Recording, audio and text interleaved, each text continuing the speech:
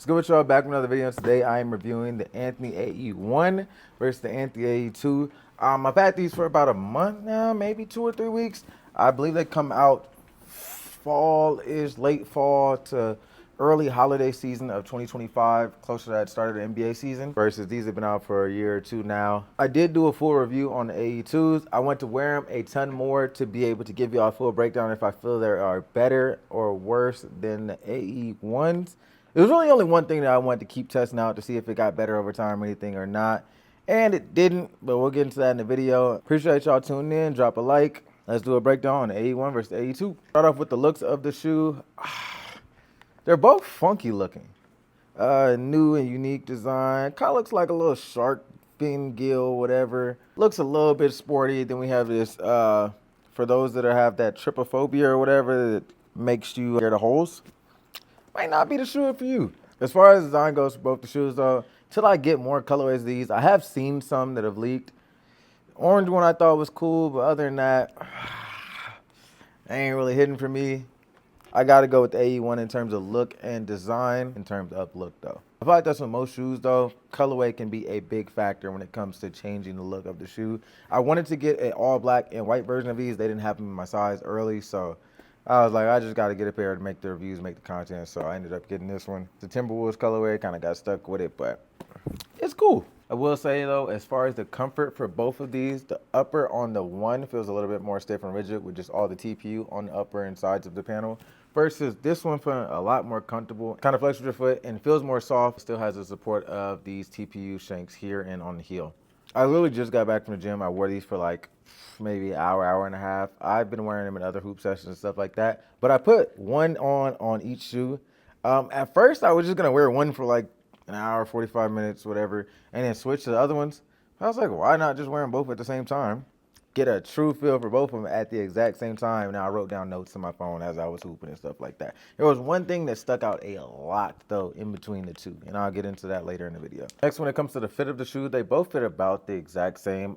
Both, you could technically go a half size down. There's a little bit of extra space in the toe box. Both I did go true to size, and I probably wouldn't go down a half size for me personally. Though if you do go a half size down, it will drop a little bit of the weight, considering both of these shoes are over the average weight of my size basketball shoe, especially these being around the same weight as a Nike Foamposite. And I would say that both these shoes are wide foot friendly. Adidas' tech specs are all over the place when it comes to cushion, because the site will say one thing and then there'll be a whole nother source that says it's a different thing. I've heard things from light boost to light strike, mix of both when it comes to the cushion on these. I know that this has more light boost than the lows. The lows are more light strike, the way it's mixed. So the cushion on the highs and the AE1s is better than the ones on the lows. It's a weird thing. If it worked well on the ones, I don't know why they changed it. As far as the twos, it's kind of really hard to find the tech specs, especially with me getting the shoes so early. But at the end of the day, tech specs don't matter, right? How does it feel on foot? Cushion feels about the exact same. There's not really much of a difference at all when it comes to cushion, which, like I said, I like the cushion in the AE1s, in the high tops at least.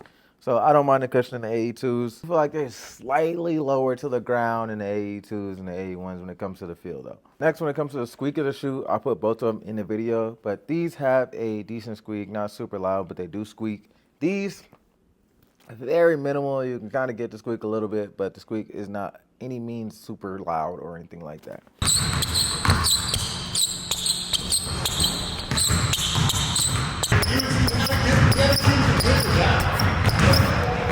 That is something that's a deal breaker for you, even though it does not affect performance at all.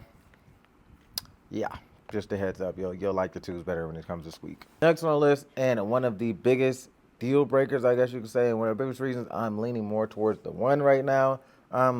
This is like a semi-translucent outsole. I've had like 3 pairs of the AE1 highs.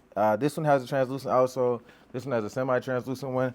So I wanted to take the ones that had a translucent one for the ones to kind of give it a closer comparison in terms of the same materials that they would use, I'm assuming. But when it comes to traction, it is night and day. I really like the AE1's traction.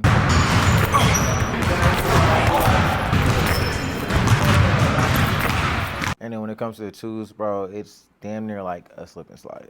My court that I play on at Lights isn't the like super cleanest. Yeah, a little bit of dust, but I do reviews there often. So a lot of shoes actually still do well, have really good traction. Give a 9 out of 10. I give a few shoes 10 out of 10 that I've done traction tests there. I'll go to the same court, same day or even next day sometimes, and another shoe does terrible. It's like, oh, well, that's the shoe.